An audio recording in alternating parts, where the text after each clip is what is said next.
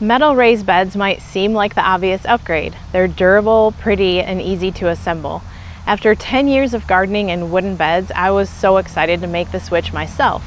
I've now used 4 different brands of metal beds across 2 gardens, and I've moved them twice, once to my new home here and once after the hurricane flooded this whole space. And while I do recommend metal beds for a lot of reasons, I've learned something that almost no one talks about. These beds will be with you for the next decade or two, and they can either work with your space or they can work against it. The right metal beds can move with you if needed and grow with your life for 10 years or more, or even 20. But if you don't plan ahead, they might end up limiting your layout, your workflow, and your harvests. This isn't going to be a breakdown of steel thickness or one brand versus another brand, because you can find all that in the product listings and online. It's really more about what you can't learn from specs, what it's actually like to build a small, versatile garden around metal raised beds over time, how layout affects your workflow in tight spaces, and what depth and materials actually matter for you, and then how to plant for flexibility even if you're not sure what your garden space is going to look like a few years from now. If you're trying to build a garden that actually fits your life and feeds your family, I have a free training that walks you through the exact steps I've taken to do that, especially in a smaller space, and it's linked for you below. There's a reason metal raised beds have exploded in popularity. They check so many boxes, especially if you're short on time, energy, or even experience. After gardening in wooden beds for over a decade, I could not wait to switch to metal. I'll say that they're so easy to assemble solo. No power tools, no rotting wood, no replacing boards every few years, and now I've used 4 different brands in my gardens. Some I bought by myself and others were sent to me to review, and I can confidently say that durability alone is a huge win and worth prioritizing. All my raised beds are rated to last around 20 years, and I definitely believe it. Compared to wood, they're lower maintenance, they look great depending on your personal preferences, and they don't attract termites or break down from constant moisture. Plus, they're way lighter than wood, making the setup simple if you're working solo like I usually am. And when you break it down, the price is not that much more than wood, and then you factor in how long they last. You're basically paying for peace of mind and longevity up front so that you don't have to keep rebuilding every few years. So yeah, there are some really good reasons people are switching to metal beds, but here's what most people don't realize. Metal beds are a great tool if you choose them with your layout and long-term needs in mind. Otherwise, you might regret the very thing that was supposed to simplify your garden. When I was shopping for metal raised beds, I saw all the usual stuff like steel thickness, powder coating, and lifespan claims. And while those things do definitely matter, they're not the single reason I've moved the same beds twice and still trust them to last at least another decade plus. Here's what I've learned after using 4 brands across 2 gardens. First, durability is everything if you ever need to move them. I've had to lift my beds off the ground onto a trailer, drive them down the road to my new home, and then reinstall them. And then I had to reinstall them again after Hurricane Helene forced me to have this whole entire space regraded. I think all that probably would have destroyed a flimsier garden setup, no doubt. So the stronger beds handled the move just fine, and I'm pretty sure that that decision alone saved me from having to replace everything. That said, there are a lot of brands out there at different price points, and in my experience, the more they cost, the more durable they tend to be. So if long-term flexibility or even relocation might be in your future, that added investment can really pay off. If you know you're going to be staying put forever, maybe this won't matter to you, but if your life or garden might change even a little bit, investing in something more durable is worth every extra penny in my opinion. Now, one debate you may have heard a lot about is whether metal beds get too hot in the summer. I haven't had that issue at all here in South Carolina, where it gets pretty dang hot. In my experience, a good mulch layer, consistent watering, and afternoon shade if needed go a long way. And honestly, choosing heat-tolerant crops matters far more than worrying about the material itself. And second, depth matters more than we think, especially in a small space.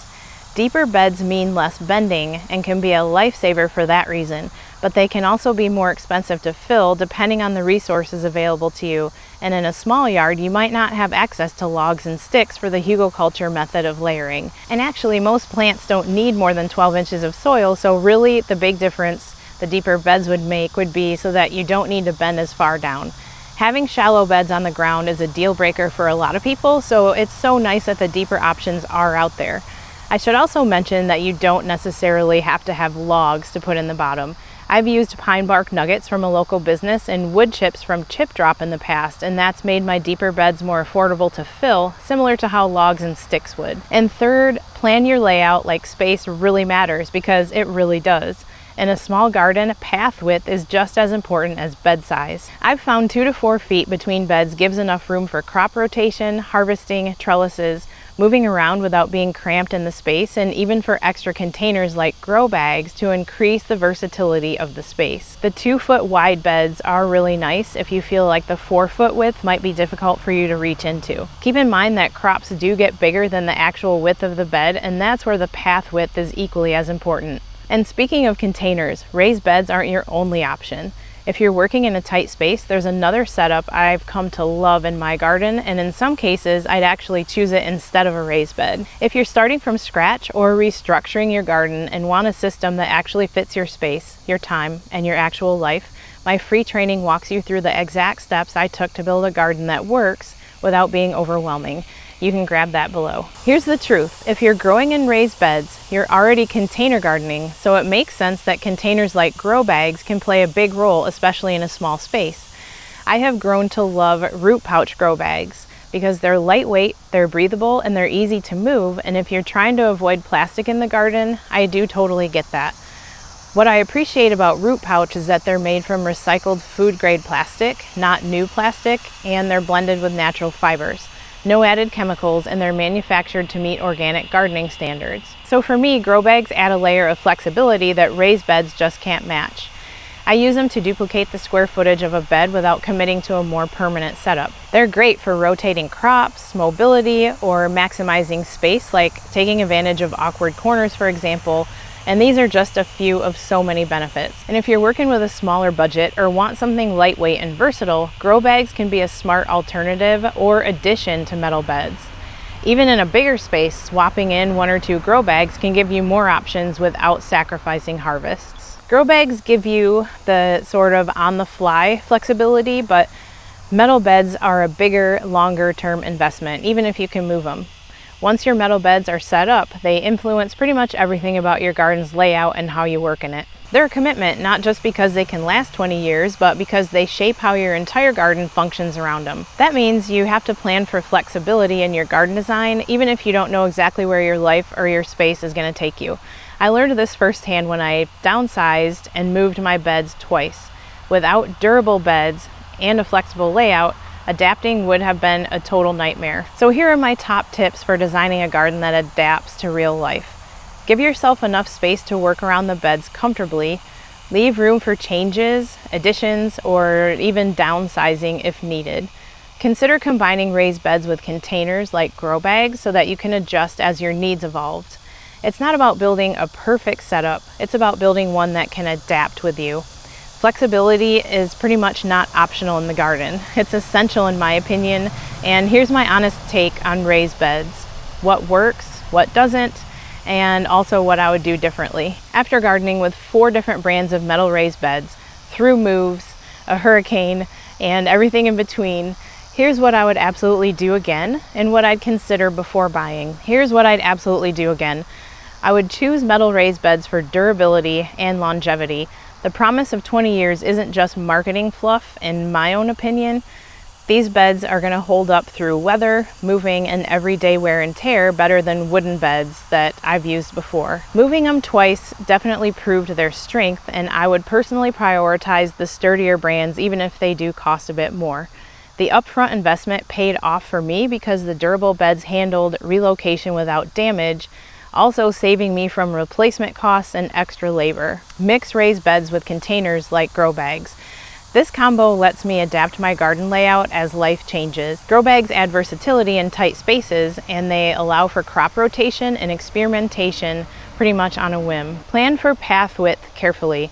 Paths between 2 to 4 feet make all the difference in accessibility, crop rotation, and the ability to add trellises or other supports in the garden. It's all about how you're comfortable and which tools that you're going to be using in your garden space. If you're thinking long-term, durability and flexibility will matter more than aesthetics or specs alone. Here's what I would rethink before buying. Bed depth and size. While deeper beds reduce bending, they're more expensive and labor-intensive to fill, especially if you don't have access to hugelkultur materials like logs and sticks. Using pine bark nuggets or wood chips is a good alternative, but it still takes planning.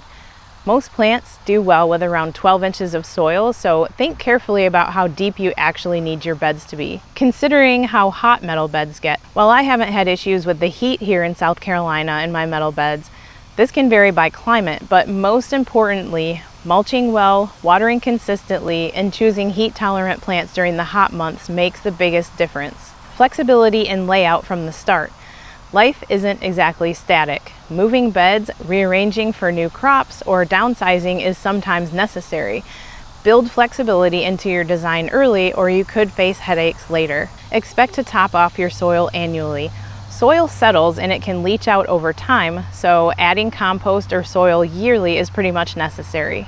That's true for metal beds just like any garden space. Overall, metal raised beds have made gardening easier, less stressful, and more enjoyable for me. They're not perfect for every situation, but with thoughtful but simple planning, they can be a long-term investment in a productive and adaptable garden. Let's finish up with some practical next steps to help you decide if metal raised beds are right for you and how to choose the best ones for your garden. Look at your layout and actually analyze it, because your layout matters just as much as the beds themselves. Think long-term. Will you need to move those beds someday? Could your garden grow, shrink, or shift in the next few years? Planning for flexibility now can save you a ton of time and stress later on. Pick your priorities. What matters most to you? Durability, depth, aesthetics, or budget? Start with what fits your real life, not just what looks good online. Start small and stay flexible. Combine 1 or 2 metal beds with containers like grow bags and see how it feels. You can always expand or adapt as you go. Even though metal beds have been a game changer for me, especially in a small garden where every inch has to work hard, they're not one size fits all.